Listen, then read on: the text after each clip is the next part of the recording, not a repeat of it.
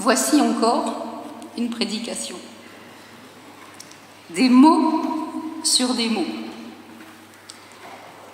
Des paroles pour faire vivre une parole qui nous touche et qui nous mette en route. Au commencement était la parole. Je vais m'arrêter là. Pas tout de suite, mais je ne m'intéresserai qu'à cette première phrase du premier verset de l'Évangile de Jean. Au commencement était la parole. Cette phrase-là aussi, donc, est un commencement d'un évangile, commencement de l'annonce d'une bonne nouvelle. Mais cette façon-là de dire le commencement dit tout de suite qu'il y a eu d'autres commencements. Elle pose ce commencement-là dans la lignée, en particulier d'un autre commencement, car nous et les premiers auditeurs de Jean aussi entendaient derrière cette déclaration « Au commencement était la parole », une autre déclaration dont on a déjà entendu une version qui se trouve au premier chapitre du premier livre du Premier Testament. Au commencement, quand Dieu créa le ciel et la terre n'était que chaos et vide. Il y avait des ténèbres à la surface de l'abîme et l'Esprit de Dieu planait au-dessus de l'eau. Et Dieu dit. Voilà la première parole, celle qui raconte la création, celle qui dit un Dieu qui crée en parlant, celle qui ouvre un monde possible, un monde de relations entre un créateur et sa création. Et cette première parole du premier livre du Premier Testament n'est pas une prédication, n'est pas une conférence, n'est pas un cours, elle est un récit. On pourrait même dire un mythe, c'est-à-dire quelque chose qui raconte l'irracontable, qu'on ne peut pas dire autrement. Parce qu'un mythe, ça n'est pas une histoire fausse ou inventée, ou un truc de peuple primitif pas encore civilisé ou pas encore assez rationnel. Un mythe, c'est cette histoire de l'irracontable qui, au départ, d'ailleurs, ressemble beaucoup au mot qu'on trouve ici dans l'Évangile de Jean, le logos, mais qui est aussi parole, parce que ça veut dire pratiquement la même chose au départ. Un discours, un récit, une parole. Donc, toutes ces histoires-là, ça donne un savoir commun, une mémoire, des points de repère, des histoires qu'on se raconte et qu'on se transmet de génération en génération pour apprendre comment faire pour vivre dans ce monde, notre monde, et comment passer à travers toutes les expériences de cette parole que Jean nous met ici aussi comme un voyage, parce que cette parole de Genèse 1 fait un voyage par la tradition de la sagesse, donc elle change aussi de temps, de langue. Il l'a fait passer de l'hébreu, cette parole événement, au grec, avec encore d'autres possibilités de nuances, de sens. Et ce voyage des mots dans différentes langues et différents héritages va ouvrir la possibilité de dire, de raconter et donc aussi d'interpréter.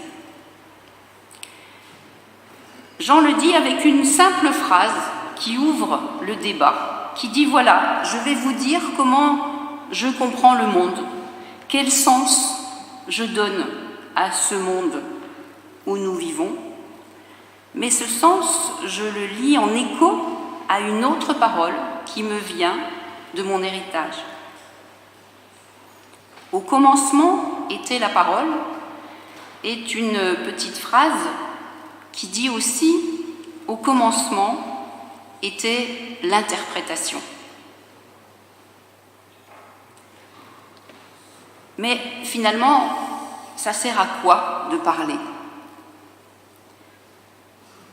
Ça sert à se raconter des histoires. Au commencement était la parole, au commencement était l'interprétation. L'interprétation, ça sert à comprendre le monde en s'adossant à un héritage, une langue, une histoire, une culture, une mémoire. Et cette interprétation, dans ce texte, elle nous est présentée comme un parcours. Il nous dira plus loin, elle est venue chez les siens, et les siens ne l'ont pas accueillie, et la parole s'est faite chair, elle a habité parmi nous, pleine de grâce et de vérité. C'est une parole qui laisse une trace, un signe sur le terrain, et qui peut changer le monde qu'elle interprète. Alors, n'oublions pas nos histoires. Racontons-nous des histoires. En travaillant avec des églises interculturelles, j'ai compris combien il est important de se raconter nos histoires. Dire son parcours, raconter, permet de penser son identité comme un itinéraire, comme quelque chose qui bouge, qui vit, qui nous accompagne et qui se transforme, et non pas comme un poids statique et ankylosant.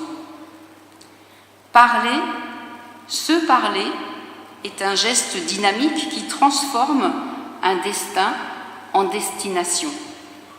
Les choses qui nous arrivent, des événements heureux, malheureux, ne sont plus alors simplement une suite de choses qui nous arrivent, car si on les construit dans un récit, si on les raconte, alors on leur donne une orientation, un sens, on construit une trajectoire, on trie, on choisit de dire ou de ne pas dire.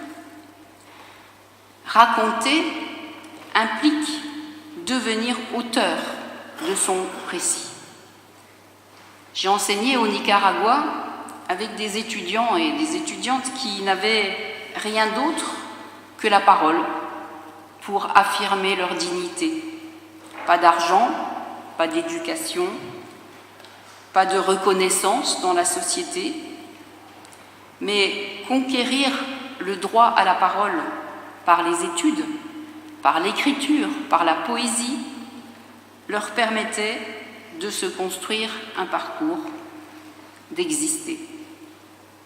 Et cela vaut autant pour les individus que pour les communautés. Chacun, chacune se construit par la parole. Quelles histoires nos communautés ont à raconter? Quelles histoires racontent-elles et à qui?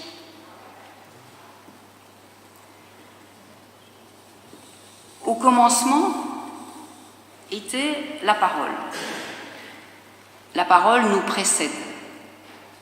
Tout récit présuppose le récit d'autres avant moi. Je me raconte sous une forme qui répond à des récits précédents faits par d'autres. On se raconte en relisant des histoires. La vie devient un tissu d'histoires racontées. Et pour les raconter, on va les confronter aux récits de notre culture, de notre foi, aux récits bibliques peut-être aussi parfois.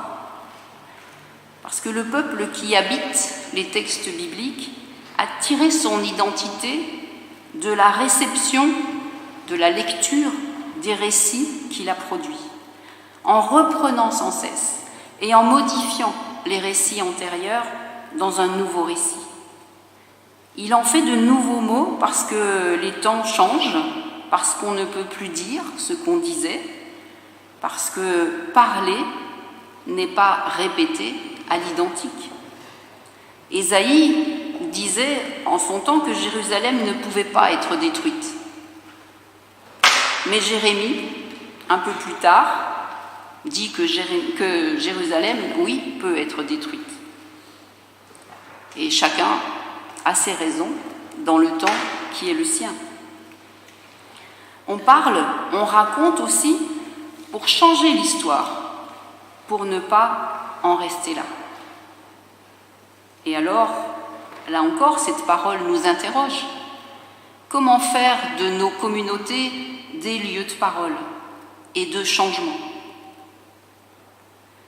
Pour raconter des histoires, il faut aussi avoir des interlocuteurs qui écoutent nos histoires.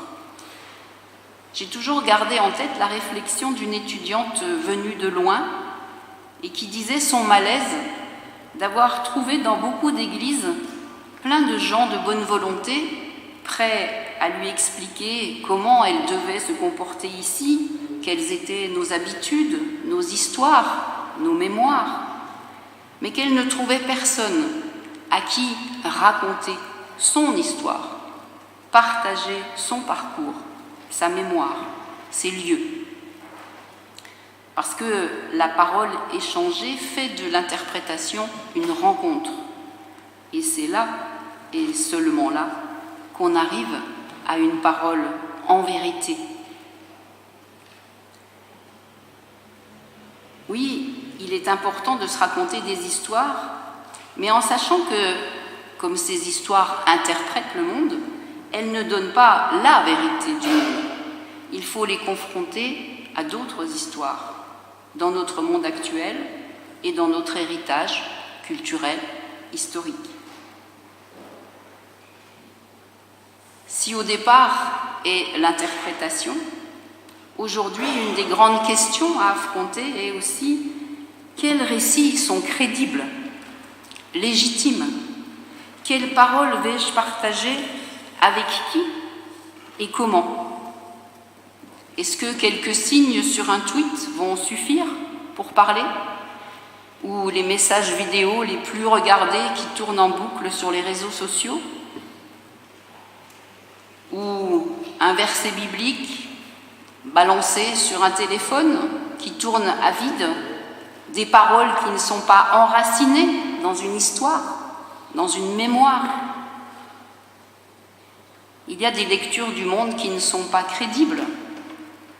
Quand on a des paroles qui excluent, qui font passer des gens qui marchent sur une route pour essayer de construire un parcours dans leur vie, comme des gens dangereux qui viendraient attaquer un grand pays. Comment dépasser la peur de parler, la peur de ces gens qui ne veulent plus parler qu'avec les mêmes qu'eux, la peur du débat, des différences. Comment dépasser un langage fragilisé où tout devient émotionnel, où il n'y a plus de place pour les questions, mais que pour des réponses, où il n'y a plus de place non plus pour le silence entre les paroles, pour un tempo, pour dire les mots. Comment conserver une parole pleine de sens, de diversité? Comment prendre la parole suffisamment au sérieux pour préserver ce souci du dialogue et de la vérité? Comment parler juste? Avec sans doute un critère qui est qu'une parole juste est une parole qui inaugure. Une parole qui inaugure un cri, le cri de celles et ceux qui clament leur